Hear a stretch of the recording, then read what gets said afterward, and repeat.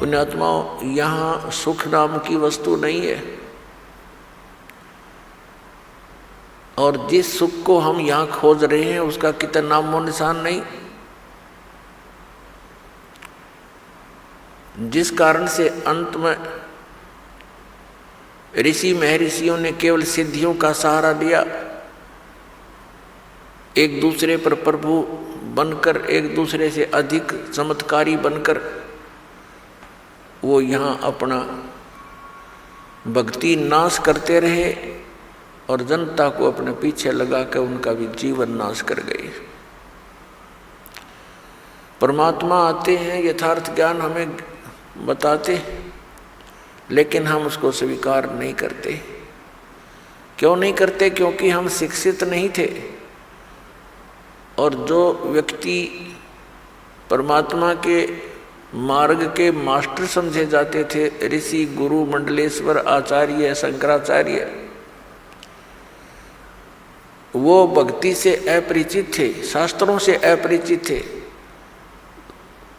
अपनी मनमुखी साधनाएं हमें बताते रहे और हम उनको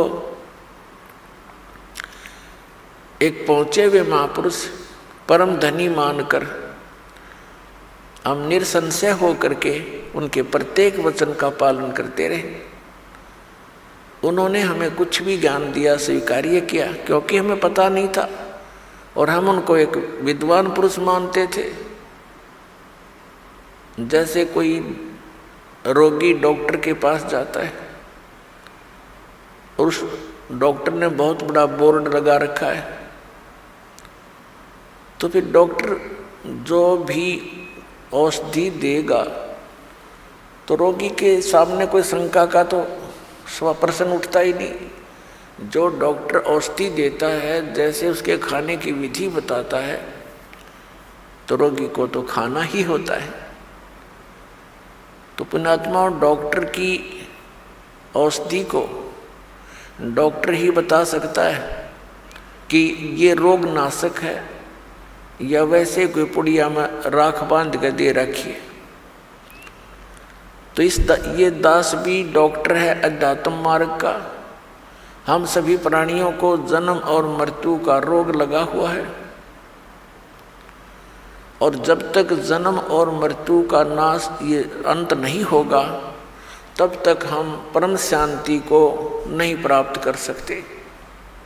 तो पुण्यात्माओं, इस दीर्घ रोग के नाश की कौन सी औषधि है, कौन सा उपचार है, अर्थात जन्म मरण के रोग का नाश करने वाले कौन से मंत्र हैं या पूजाएं हैं, कौन सी साधनाएं हैं, उनका प्रमाण कहाँ है और किन किन महापुरुषों ने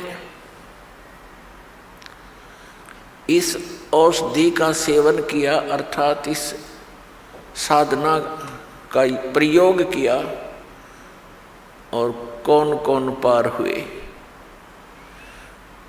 जैसे कोई डॉक्टर होता है, वो औषधि देता है और रोगी बहुत दुखी होता है, तो वो बताता है, वैद्य बताता है कि एक व्यक्ति फलाने गांव का, उसका ये नाम है, उसके यही रोग था, उसने ये औषधि खाई थी, वो ठीक हो गया।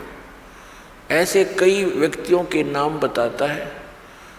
तो वो व्यक्ति जो रोगी है, उसको दृढ़ता आती है कि इसी रोग का रोगी ऐसे ऐसे गाँव में वो भी ठीक हुआ है। तो फिर हम उसको हौसला बढ़ता है, वो दृढ़ होता है, उस औषधि को वो प्रयोग करता है और वो स्वस्थ हो जाता है। तो इसी प्रकार दास आपको जन्म और मृत्यु के रोग की वो औषधि देगा, दे रहा है, जो कुछ महापुरुषों ने प्रयोग की और वो इस जन्म मरण के रोग से मुक्त हुए। उसके अतिरिक्त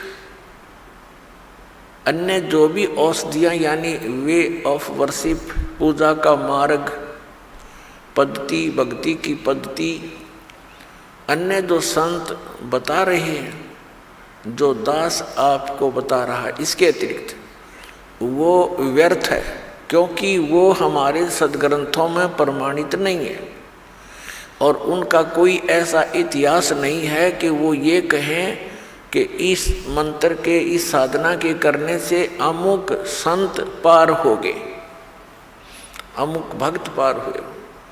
और दास आपके समक्ष उन महापुरुषों के नाम, उन महापुरुषों की भक्ति विधि, उन्हीं के अमृत वचनों से और फिर सदग्रंथों से, यानी जिनको हम सदग्रंथ मानते हैं,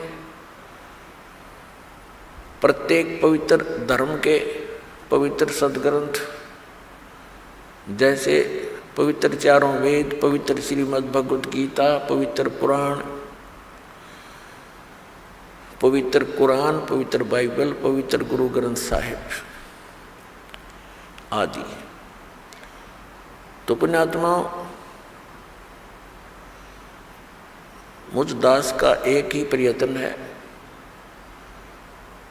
कि जनता आज शिक्षित है, श्रद्धालु सब अक्षर ज्ञान युक्त है, हमारे सदग्रंथ हमारे पास उपलब्ध हैं और हम आसानी से निर्णय कर सकते हैं कि कौन सी साधना किस महापुरुष ने की जिससे उसका मोक्ष हुआ। ये दास आपके रूबरू करेगा, आप बहुत आसानी से समझ जाओगे।